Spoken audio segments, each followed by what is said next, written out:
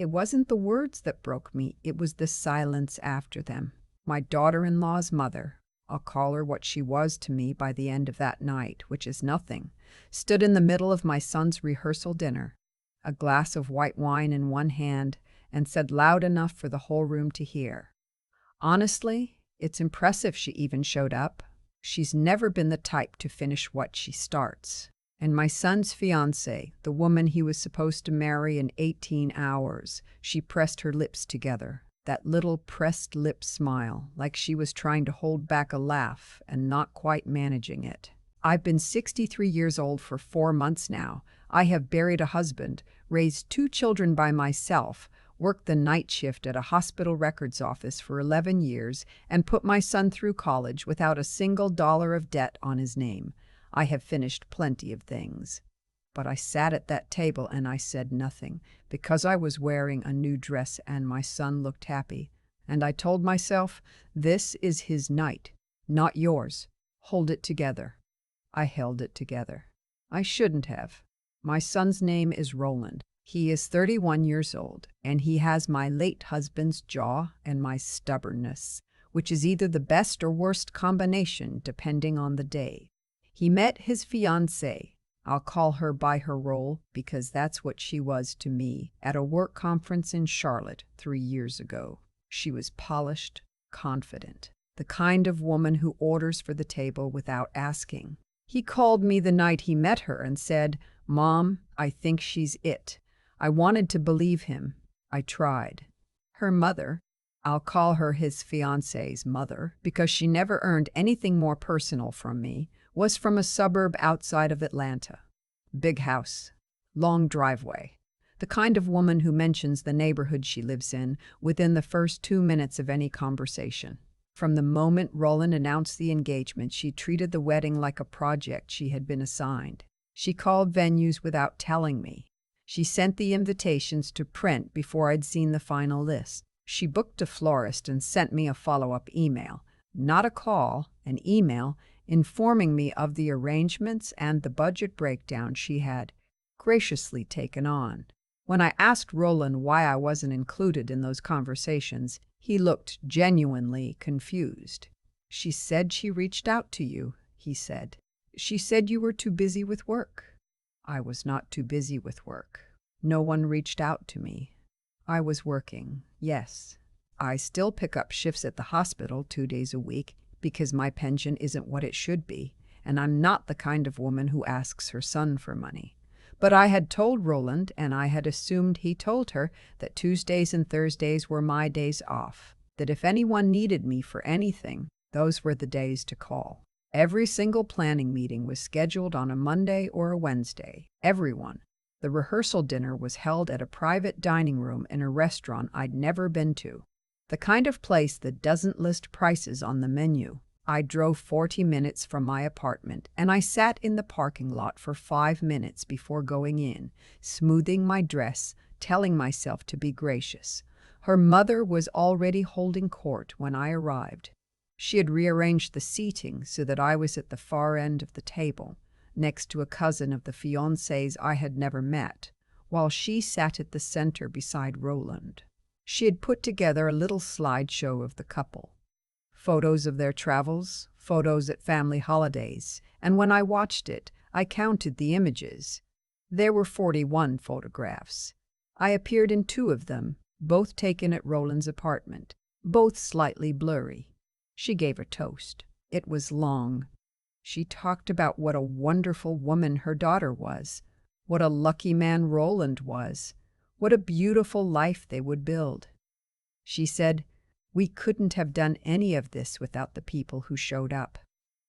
She looked at her own family when she said it, not at me. Then someone across the table, one of the fiancée's aunts, asked about the rehearsal schedule, and her mother launched into a detailed rundown of who was doing what the next morning. Coordinator arriving at 9, flowers at 10, photographer walkthrough at 11. Then she said it. "The mother of the groom can just arrive with the guests. We've got everything handled. She's not really well." She laughed, waved her hand. You know, the table got quiet in that particular way. Table got quiet in that particular way. Tables get quiet when something has been said that everyone heard and nobody knows how to respond to. And my son's fiancée, sitting 2 seats away from Roland, glanced over at her mother and then at me, and she smiled. Not a cruel smile. Worse, an amused one, like this was a quirk of her mother's that everyone had learned to find charming. Roland was looking down at his plate. I thought he hadn't heard it. Later I would learn he'd heard every word. I excused myself to the restroom about 20 minutes after that. I stood in front of the mirror and I looked at my own face for a long time. 63. Hands that have cleaned up after 1,000 double shifts. Eyes that have cried at a graveside and then gone home and made lunches for 2 kids who needed to eat breakfast the next morning. You did not raise a boy who will let this stand, I told myself. You raised a man. But that night I wasn't sure I believed it. I went back to the table. I ate my dinner. I drove home. I did not sleep. The ceremony was at 4 in the afternoon at a restored venue outside the city. An old farmhouse property with a white barn and string lights and a catering company that I later learned cost more than my first car. I arrived at 2:30 in the dress I'd bought in October, the dusty rose one that Roland had told me looked beautiful when I sent him a photo. Her mother was already there in champagne silk, coordinating something with a woman wearing a headset. She looked through me when I walked in. Not at me, through me. I found my seat. Front row, technically, because even she couldn't put the groom's mother in the back. But the seat had been placed slightly to the side, angled, so that in the photographs it would appear as though the row began with her. I noticed these things. I kept noticing them. I had been noticing them for 8 months. The ceremony started. Roland walked out with the groomsmen and I saw his face from across the aisle, and for one moment, just one, it was enough. He was my son. He was standing there in a suit that fit him like he was born to wear it, and he was looking at the end of the aisle, waiting for the woman he loved. And whatever else was true about that day, that part was true too. The music started. The bridesmaids came. Then the bride, her arm linked with her father's, moving slow and deliberate and radiant. Roland's face opened up the way it does when he's feeling something real. He has never been good at hiding what matters to him. His father was the same way. The officiant spoke. Readings. Vows. The standard and the sacred. All of it. I sat with my hands folded and I breathed through it. And then, during the small pause after the rings, when the officiant was collecting himself before the pronouncement, her mother shifted in her seat across the aisle and said something to the woman beside her. She thought she was whispering. She was not. She looks like she's at a funeral, she said, nodding toward me. Then again, what does she have to celebrate? It's not like she did much to get us here. The woman beside her, to her credit, looked uncomfortable. But my son's fiancée, standing at the altar, heard it. I know she heard it because she glanced over at me, and there was that same pressed lip smile, that same tolerant amusement. And then I heard Roland. He turned, slowly, deliberately, and looked directly at his mother-in-law. The entire front row went still. "Excuse me," he said. His voice was very quiet. Quiet is always worse than loud. "I'm sorry. Would you like to say that again? I want to make sure I understood it." Her mother blinked.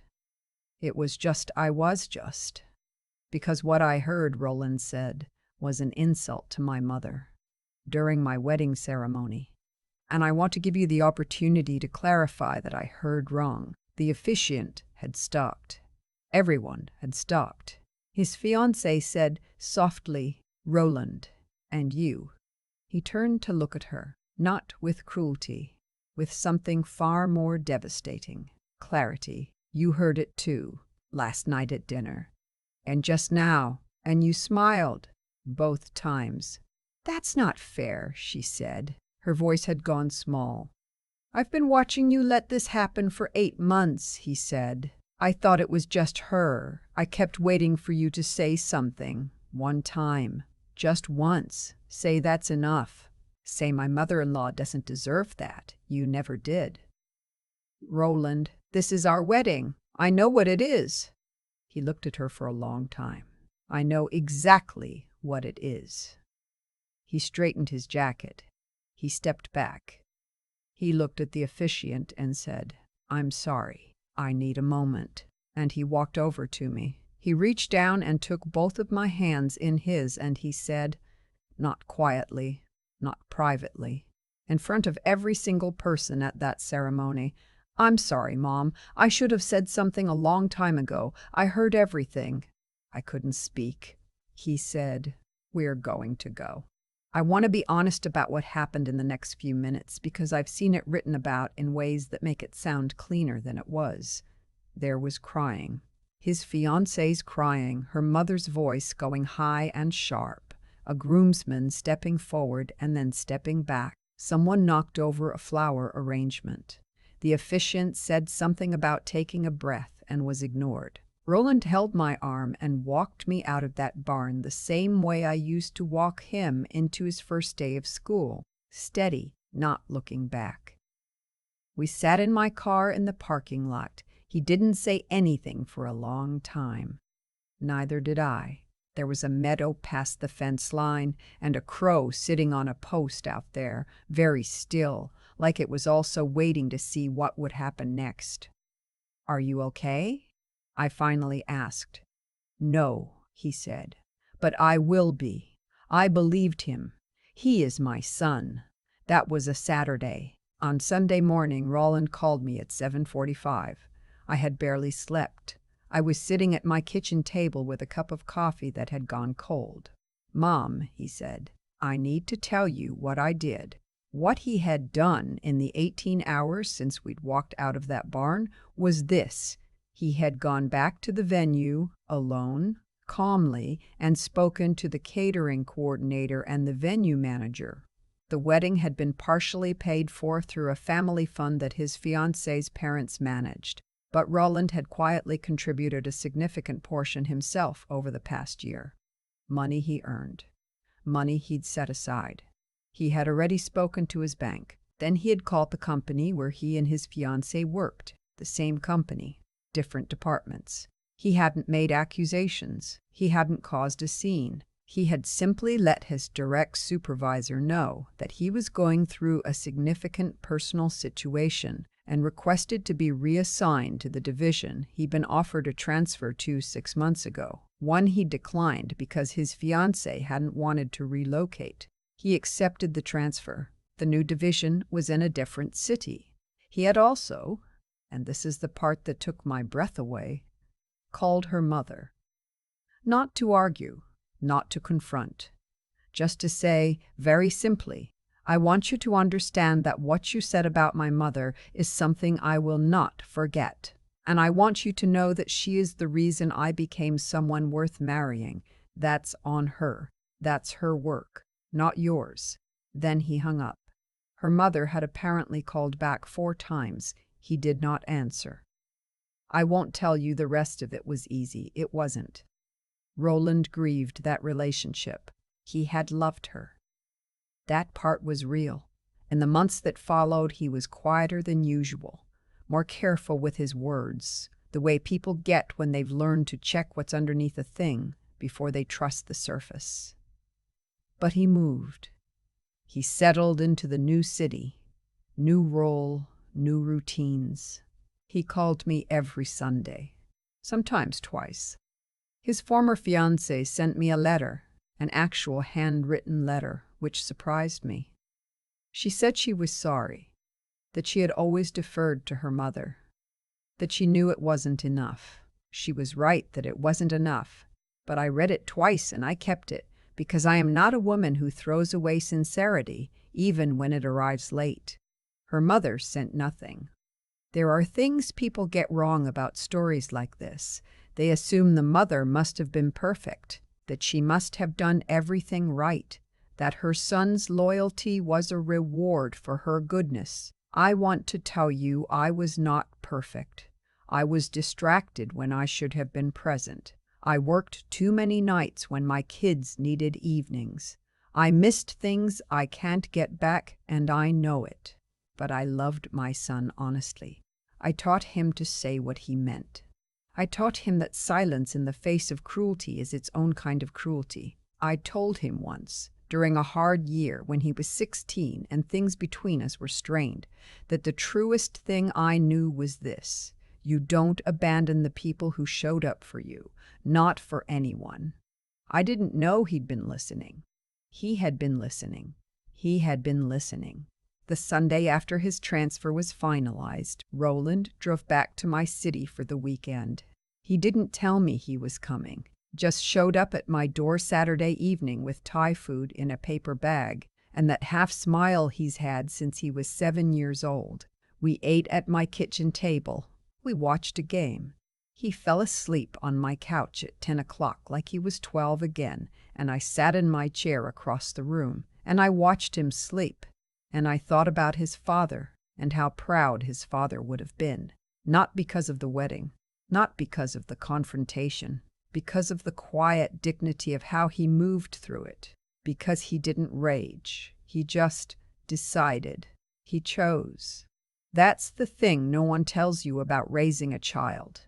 You pour things into them for years and you can't always see where it goes. You wonder sometimes if anything stuck, if any of it mattered. And then one day, in the worst possible moment, in the most public and humiliating place, your child turns around and shows you. He shows you everything you gave him, standing right back up. I still have the dress, the dusty rose one. I haven't decided what to do with it yet. Maybe nothing. Maybe I'll wear it somewhere else, on a Tuesday or a Thursday when I'm not working, to somewhere ordinary and good. Roland says I should. I think he's probably right. I've thought a lot about why people like her mother do what they do. Not to excuse it, just to understand it, because I've found that understanding a thing takes some of its power away. She wasn't cruel in the way that announces itself. She was cruel in the way that wears good manners like a coat. The scheduled meetings on my working days, the slideshow with 2 blurry photographs, the seating arrangement that said you are a guest here, not a mother. Every one of those things had a reason that could be explained away. And that's exactly how it works. You can't argue against a scheduling conflict. You can't make a scene over a seating chart, so you sit with it and you absorb it, and over time it starts to feel like maybe you deserve it. That's the mechanism. That's the design. What I didn't account for, what she didn't account for, was Roland. Not the Roland who walked into that barn in his good suit. The Roland I had been building for 31 years. The one who watched me work double shifts and never heard me ask anyone for pity. The one I told, during a hard winter when he was 16 and furious at the world, that the only debt we owe the people who love us is to become someone worth the cost of it. He had been carrying that. I didn't know how much. There's something people get wrong about cause and effect. They think it's dramatic. They think consequences arrive like weather, sudden, obvious, impossible to miss. But most of the time, they don't. Most of the time, what you put into the world returns to you quietly, in ordinary moments, in the way a person responds when they finally have to choose. She spent 8 months making me smaller. Reasonable choice by reasonable choice. She built a version of that wedding where I didn't quite belong. And Roland watched it. He watched it and said nothing because he was trying to be patient, trying to be fair, trying to give the woman he loved the benefit of every doubt. And then she smiled. That was the thing, not the insult itself, the smile that came after it. That smile told him everything he needed to know about what he was choosing. I am not going to tell you I handled any of this with grace. I sat in a bathroom at a rehearsal dinner and stared at my own face and told myself to hold together. I went home that night and didn't sleep.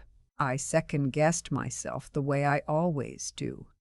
Wondered if I had been too sensitive, too present in his life, too much. But here is what I know now, after 63 years of watching how things actually work. The woman who shows up is the woman who matters. Not the loudest, not the best dressed, not the one managing the headset in the floral timeline. The one who shows up for the ordinary Tuesdays, for the silent car rides, for the hard years. That is the one who gets counted when it matters. Roland counted me. He had been counting all along. I kept the dress. I'll wear it somewhere good.